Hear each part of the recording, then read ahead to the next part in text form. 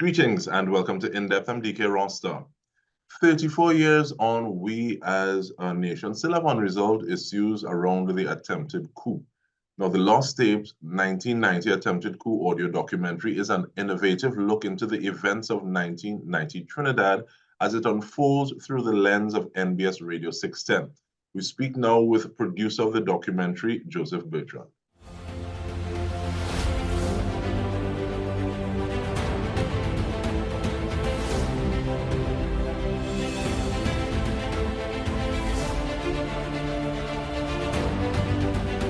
How you do, so? Thank you so much for joining us.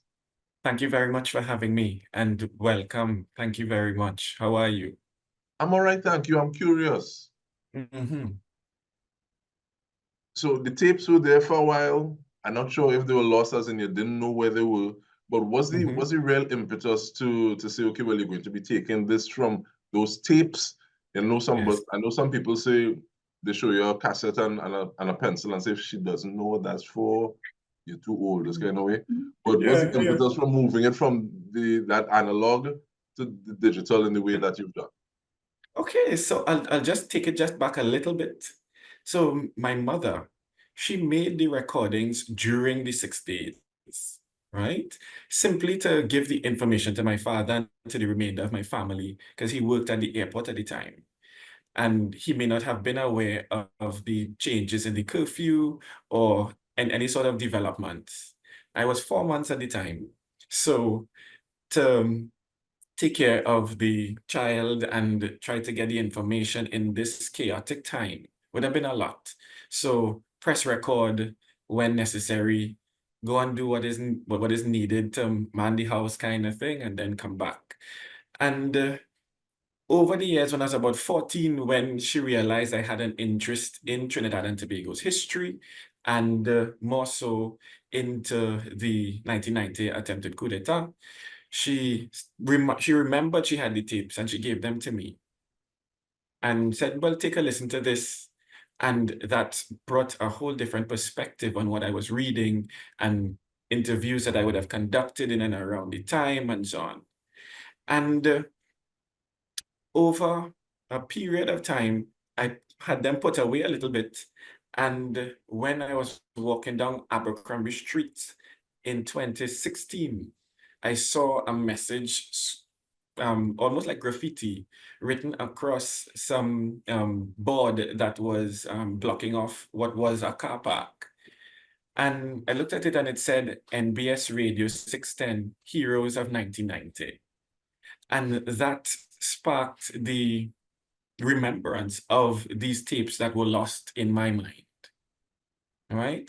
And thus, having understood the role of media in national crisis and having listened to these tapes, I felt a sense of calm, even understanding that this was a very chaotic time. But listening to the delivery and who they decided to bring on to set and so on, it was quite amazing to listen to. And thus, I thought it necessary to contextualize these recordings and put them out there for the people of Trinidad and Tobago. You speak to the role of media. I want to go back a little further into your history and ask you about the role of community that would be responsible for a 14-year-old individual conducting interviews and interested in Trinidad and Tobago to the extent that you were. Yeah. Okay, well, in terms of community, I have a fantastic, close-knit community in and around my space, starting with my mother and as far back as my grandfather, because some of these bits of information that I have encapsulated in terms of the 1990 attempted coup d'etat was from the newspapers. And I actually have newspapers from the 28th of July, 1990. And my grandfather, Samuel Blizzard, he was the one to keep it. And through my aunts, passed it down to me. Yeah. And in school, I did history for both CXC and A-levels.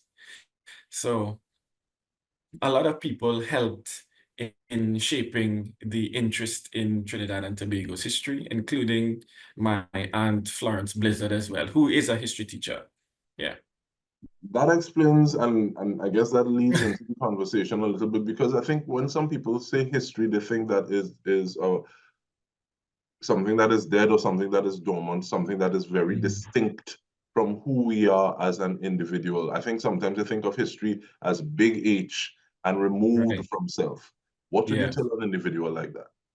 And I would tell someone like that history is a part of us. History is the formation of this one particular individual that you see in front of you. There's a whole story that happened before that brings us to this particular point today. So in terms of the 1990 attempted coup d'etat, we see now, for example, police officers with guns. Prior to 1990, that wasn't a thing, right?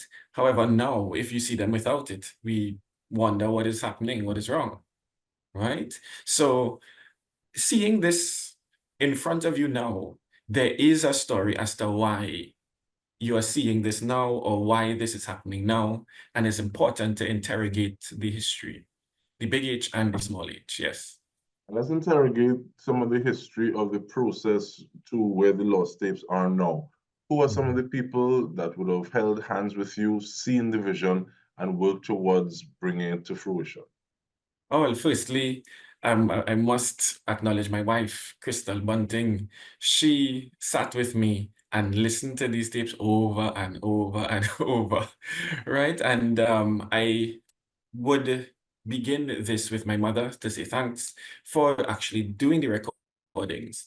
And next, Akim Romani, it's a school friend of mine. We were both 14 at the time, having these cassette tapes, and I just told him about it in passing. And he was like, yeah, we could digitize that. And he took it, did his thing.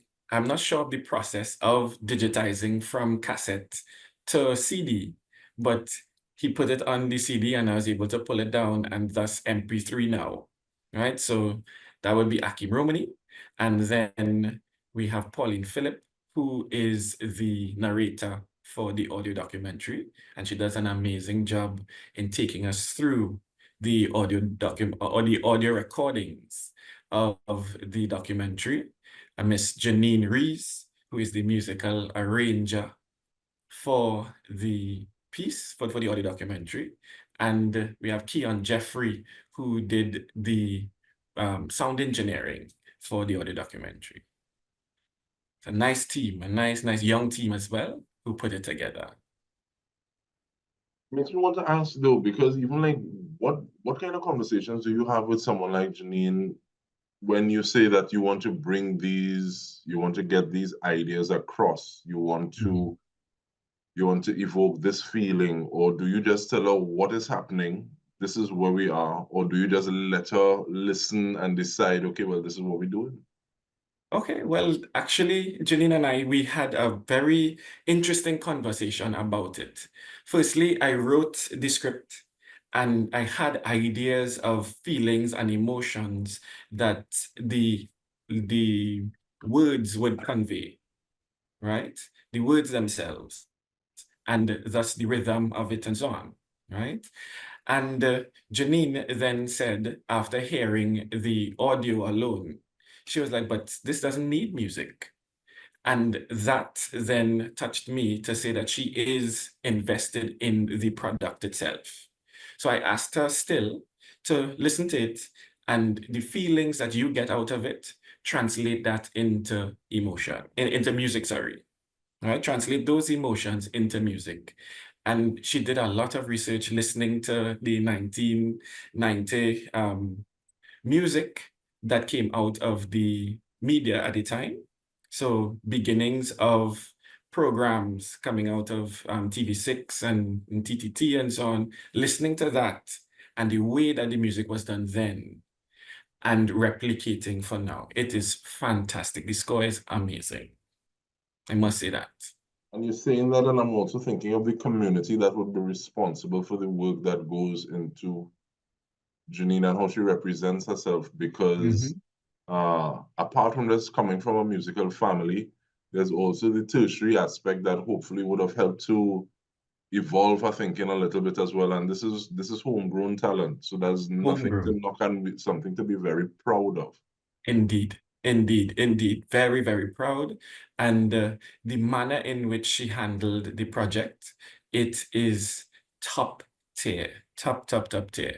And she also listening to what was said in terms of the archival recordings, able to then translate the feelings of concern, the feelings of chaos. When certain things are said, the music then replicates that.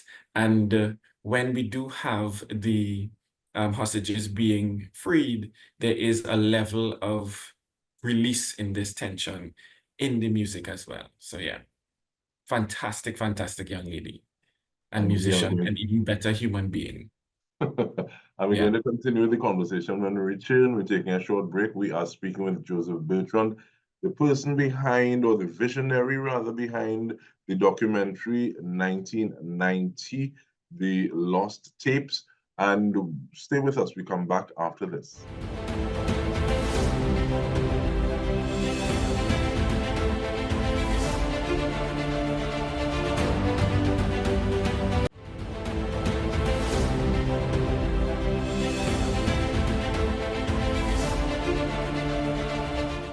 Welcome back. We are speaking about 1990, or rather, The Lost Tapes 1990 Attempted Coup Audio Documentary, as produced by Joseph Bertrand, one from his mind and then two from the works of his hands and collaborators. What do you hope this achieves, Joseph? What I hoped for it to achieve, it has already done so. It has firstly been a catalyst for healing. I had several interviews with persons who worked at NBS Radio 610 at the time. And some of them have said that this is the first time that they've heard the recordings in over 30 years. And they wondered if they would have said the right things to the nation. So 30 plus years later, hearing the professionalism, hearing the choices of persons who they brought on, hearing all of what their work would have done for the nation, it really was a full circle moment for me that they were able to find a level of closure or a level of healing, beginning that healing process for some, right? So that was one of the purposes behind putting it together and beginning the conversation in this particular side of 1990.